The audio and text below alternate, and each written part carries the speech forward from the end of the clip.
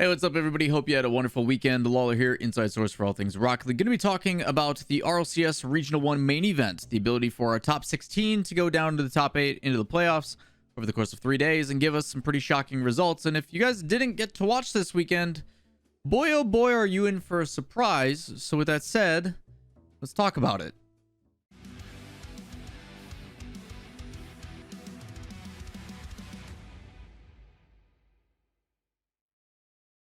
What's up, everybody? Lawler here. Talked last Thursday about the surprising results that were already going down in the regional qualifiers, as well as the closed and invitational parts of the bracket. If you guys don't know what I'm talking about, make sure you go check out that video. But today's video, we're talking about the main event. We're going to get through our 16 teams. Those 16 teams are K-Corp, Semper, Endpoint, Team BDS, Misfits, EG, Dignitas, Williams Resolve, Queso, Flying Dutchman, 00 Nation, Vodafone Giants, Navi, Guild, SK Gaming, and Team Vitality. A couple of big names that did not make it into the top 16, but overall pretty much as expected. The big thing that we're taking early on as our kind of key takeaways, the middle of the pack here in Europe is dangerous. There is a lot of really good teams that are all kind of in the same area. We have expectations of who we'll most likely see in our top 5, top 6, but the spots for top 4 and 5 through 12 are just, it's so cutthroat and it's absolutely amazing. And along with it came some pretty shocking results. So we're going to start with the main event and then get into the playoffs. First things first, Swiss part of the bracket. We've got round 1. These are the matches that I did detail last Thursday that we already knew about. BDS over Guild, 00 Nation over Vitality, which shocked a ton of people. Semper over EG, Misfits over Williams Resolve, Queso over Navi, Endpoint over SK, Flying Dutchman over Dig, their former team, in Violent Panda and Verge beating their old squad, and then K-Corp over Vodafone Giants. We take the winners, we take the losers, we separate them. These teams are 1-0, they play each other. These teams are 0-1, they play each other. Semper over Flying Dutchman, Misfits over Endpoint, BDS over Queso, K-Corp over 00 Nation, Dignitas beats EG, Williams Resolve beats SK, puts SK at 0-2, Guild over Navi, and then Giants over Vitality. And already out of the gate, getting into round 3, Vitality is on their last leg. If they lose, they go home and don't have a lot of points to show for it. Pretty crazy stuff that Vitality may start with only 40 points. We then get into round 3. All the teams that are 2-0 play each other. Teams that are 1-1 play each other. Teams that are 0-2 play each other. Teams that are 1-1, depending on where they were in the high and low seed, will determine which teams they can play from. If you guys don't know what I'm talking about with the seeding, stop by twitch.tv/Lawler. Stream every day but Tuesday and Sunday. I will detail that information if you need the seeds still explained. We got Semper versus BDS, and Semper ends up winning it in 5. A nail biter, really exciting. And then K-Corp beats the former Monkeys, now Misfits team, 3-0. Looking very, very strong. In the mid-tier, Queso beats Williams Resolve, a good-looking Williams Resolve, 3-0.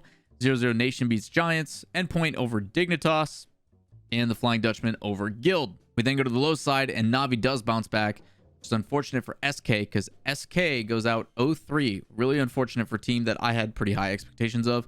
And then the biggest shock, probably, for the entire tournament, other than the thing we're going to talk about in the playoffs, Vitality goes 0-3 on the day and is eliminated first, which I don't think anybody saw coming. They had a -6 game differential, and their losses came from 00 Nation, Vodafone Giants, and Evil Geniuses. Not sure what's up with Vitality. The best example I can give and the best information I can provide about the situation is you could tell there was something that was off, whether it be communication or otherwise.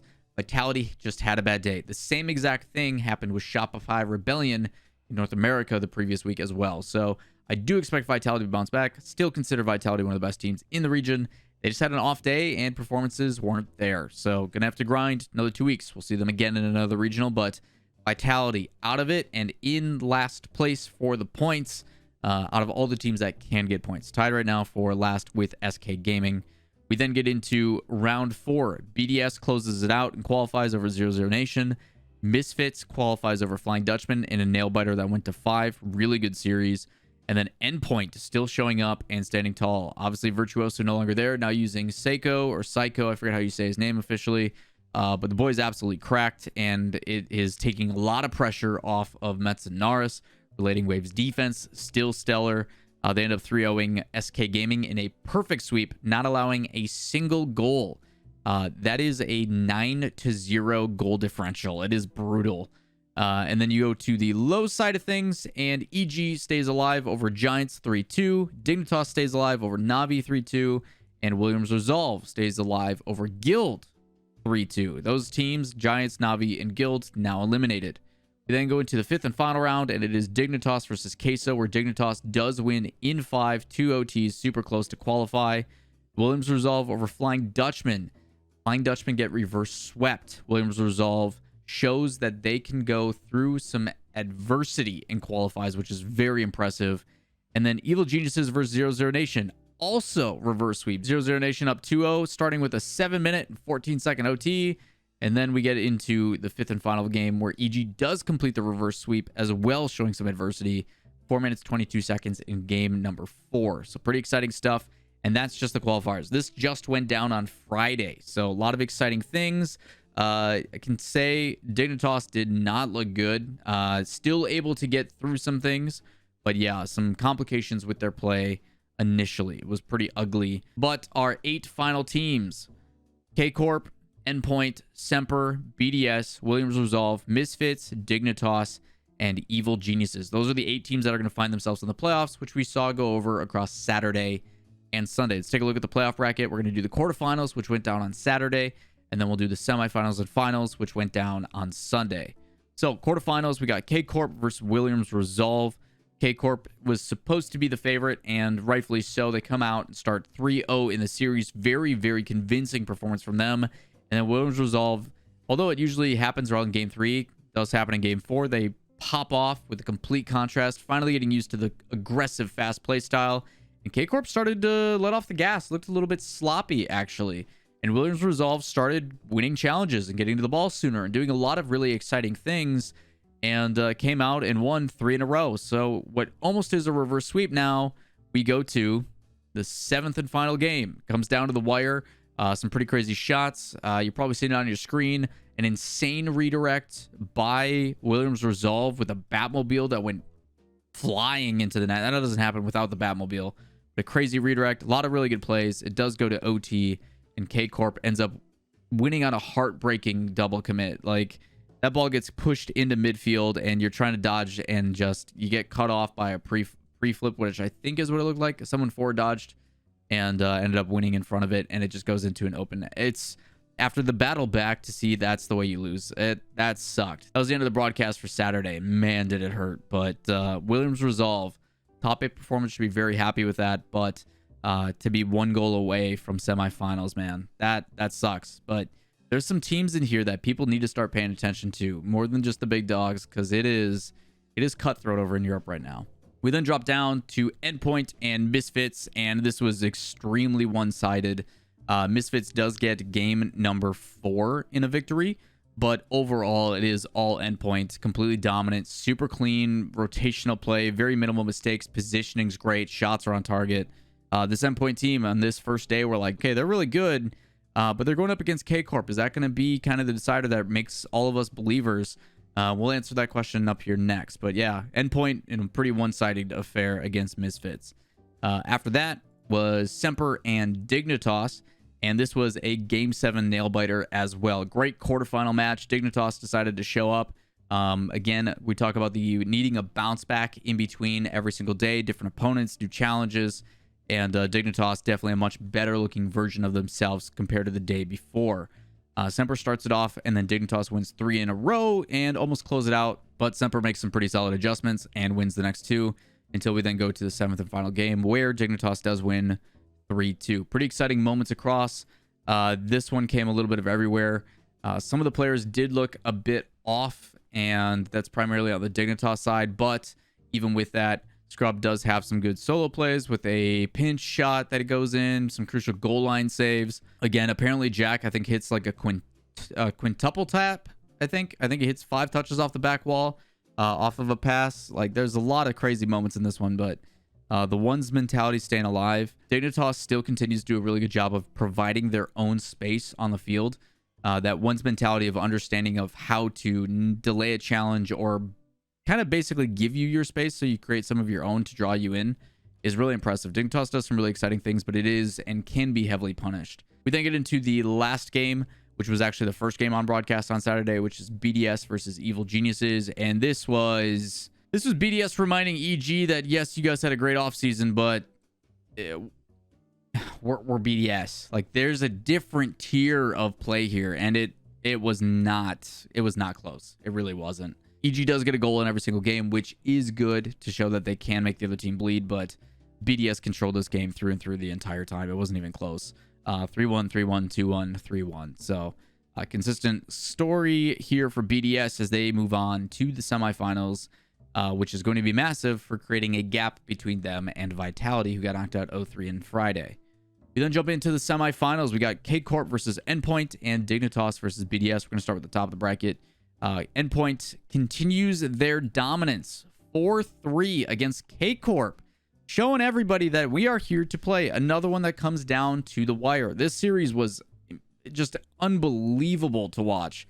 3-2 start out with a OT that goes in favor of K-Corp, and then Endpoint wins 2, and then K-Corp wins 2, and then Endpoint wins 2. It was a truly back and forth series. There was no clear favorite the entire series. There's some good moments from both teams. I'm trying not to spoil anything because I do want you guys to go back and watch that.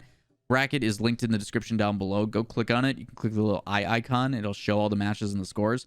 It also has timestamps to all the matches too, if you guys want to go watch those. But yeah, impeccable gameplay again. We talk about how close it's going to be coming out of the wire, how there's not going to be too many blowouts in series. You are going to have teams battling back in a majority of these, and it's awesome to see. It's good to see that we are getting some parity towards the top in Europe as well as North America, because we need to see some of these teams stepping up. And I guess that's the biggest surprise for me, is that Endpoint literally changed one player and looked like a completely different team. You even saw Cole and Stumpy, who were casting the series, throw a little shade. Like, statistically speaking, Endpoint didn't really win in the past. They had some moments and they had some pretty solid results, but overall, like, winning wasn't a consistent thing that they were doing towards the top. And in their first tournament, some stuff changes. They find themselves in the grand final. It's insane. The fact that we're talking Williams Resolver taking some of these top dogs to 7. You're talking Misfits, the previous Monkeys team that started top 6, that fell out, also staying competitive. Semper, roster change, doing well. Dignitas, roster change, doing well. A lot of exciting things. Some new teams and new faces coming into the top 8 is really, really cool. And it's going to make going to that major just so awesome. It's great to be a Rocket League fan right now. Let's talk about the second semifinal. We got Dignitas and BDS. And this one did not look good for Dignitas. This was all BDS as well. I say that, but they are 1-goal games throughout the entire thing. It is 4-1 in favor of BDS.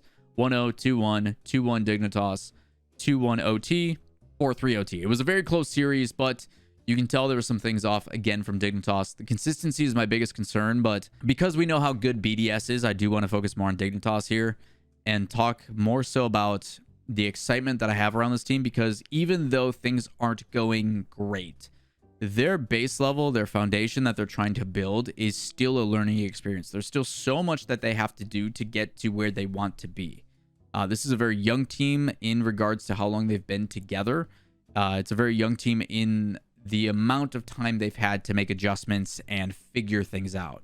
And I think that's what's exciting, is they're still in the figuring out process, but they're still looking pretty solid. The fact that they're getting a top 4 performance, they're still securing what, however many points it is, 200 points towards going to the major, and they're still not really all there yet. Like, there's some times where they look great, there's some times where they don't, and they're still putting up these performances.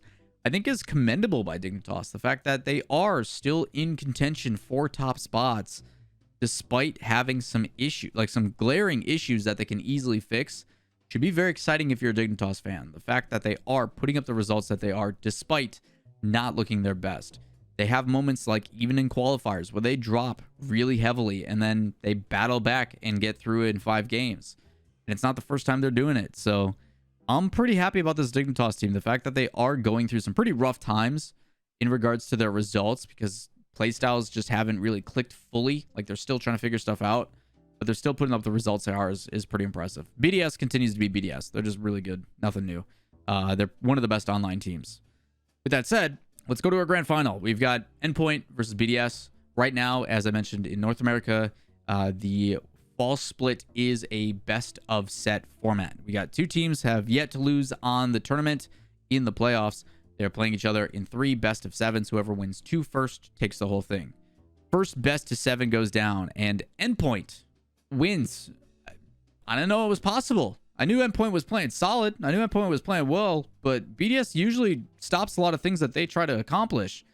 And it's a good fight. Starts off with BDS up 2-0. They win in overtime in game 1, and then Endpoint scores 1-0, and then it goes back to BDS 4-1. So we're 4 games in. BDS is 1 game away from closing out the first series. And then Endpoint scores 1-0, 5-3, 3-1, and shuts it out. That's impressive to me. The ability to take a game that you are on your back foot. The benefit is the guys are boot camping on Endpoint. They were in the same facility. They had their coach right behind them. Eclipse, if I remember correctly off the top of my head. The ability to communicate and be in that environment, I think, makes a pretty big deal. The other side of things, too, is just to bounce back against a team like BDS. Usually, BDS suffocates teams. After they kind of get into a groove, they don't really let up. So, the fact that Endpoint is able to score in every single game in that first series, I think, is a really good sign for the team just about what they have there. And the fact that it's only going to get better is really cool. So, Endpoint does take the first series 4-3, 1 OT in the very first game. Take a little bit of break. We come back now for the second set. And Endpoint does it again. They win. They won the first regional. And all it took was a roster change. It's insane. It's absolutely insane. Another 4-3 victory right out of the gate. BDS wins 1, and then Endpoint wins 3 in a row. And with the way Endpoint's winning, like, as soon as they won those 3 in a row, I'm like, yeah, they have it. There's no way that this Endpoint team doesn't win 1 out of the next 3 games. It's, to me, I don't think, based upon the way they're playing, I can't see it happening. And it got really close. It's game 5, and it's 2-0. BDS shuts out Endpoint. I'm like, okay, that's expected. They just won a bunch in a row. It took some time for you to adjust. They just shut you out in 2 games. Really close games, 1-0, 1-0. One of them had an OT. I expect BDS to come back and win maybe 1, maybe 2. I have that expectation. But the fact that after they win 1 in a shutout, it then goes to another really close game where Endpoint loses an OT, I was a little bit nervous. I'm like, oh, they're going to do the reverse spaceman sweep thing. And the fact that it came down to another OT, I think in game 7, really benefited Endpoint. I think it was kind of that realization of like, we're so close, we're not going to let this one slip away as well. There was some issues here and there from BDS on the field. This is definitely a grand final. I highly recommend going back and watching. There's some really exciting things that Endpoint did in this series that I think teams can learn from. I'll probably do review on these on my stream today on Monday. I have a pretty good feeling we're going to go back and watch these and kind of do some replay analysis of what Endpoint did so well to keep BDS at bay, because a lot of it does start with their boost control and their positioning. Their positioning, and primarily, I will say, Relating Wave, who is not getting enough credit, does some really impressive things that I'll have to point out. But these series were great. Endpoint, what a great way to start. 301 points to kick it off. Endpoint on their path to dominance beats BDS twice in 2 game 7s, which I didn't think was a possibility last season, which is showing that they can bleed. You beat K-Corp, another top 3 team in my opinion. You beat an up-and-coming Misfits roster, and then in qualifiers, you end up beating SK Gaming, Misfits. You lose to Misfits, you beat Dignitas, you beat Queso. Like, it's pretty impressive what they've accomplished. You even look at their way to qualify in, and this is kind of the exciting part, is you look at the fact that in the Invitational, they went to 5. Like, they didn't come in convincingly. They lost to K-Corp in 5. They 3-0'd EG. They lost to Queso, so they got revenge there. They then beat Giants in a sweep, and then they beat SK Gaming. So you're seeing, not just for Endpoint's path, it's not an easy one. They're playing a lot of really good teams in that middle of the route. But to me, I think it furthermore explains the fact that there is a bunch of teams right now, like I'm saying, in that 4-5 to like 12 spot. A lot of teams, a handful or two, all have the capability of going and winning the whole thing. Depending on how they're playing on the day, realistically, I'm still going to vote for BDS, but it shows that there's some of these teams in that middle of the pack that are just, if they're hitting their stride, they're doing well. I think Endpoint's going to be turning a lot of heads. I think Endpoint, without a doubt, is going to be in contention for a top 6 spot. And that's going to stay consistent because the way they're playing isn't reliant on one specific thing. It helps when Seiko or Psycho is popping off and doing what he does, but this team is built to last, and I'm really excited about it. So Metsunaris gotten a little bit of pressure relieved from him. Doesn't have to be all the scoring for his team because Virtual's too busy demoing people. He's got some help, and boy, oh boy, is it looking great. So congratulations to Endpoint, taking the first regional event and looking good doing it. That's going to wrap it up here for your Rocket League news, our fall regional recap for the first event. But don't worry, in upcoming videos, most likely the rest of this week, I will be recapping the other regions. Don't forget, we got to talk about OCE, South America, Middle East and North Africa. I got to talk about Asia Pacific North and South, and Sub-Saharan Africa. We got a bunch of regions we still got to cover. Hopefully invest some time and get you guys invested as well into some of these teams that we'll be seeing in the major in the future. But that is what is going to be the rest of this week. We've also got North America RLCS coming up next weekend in just a few days, where we've got all these teams again battling for regional number 2. So quick turnaround time. And as always, if you guys do enjoy the content, give it a thumbs up, hit subscribe and turn on notifications. And I will see you in the next one. Peace.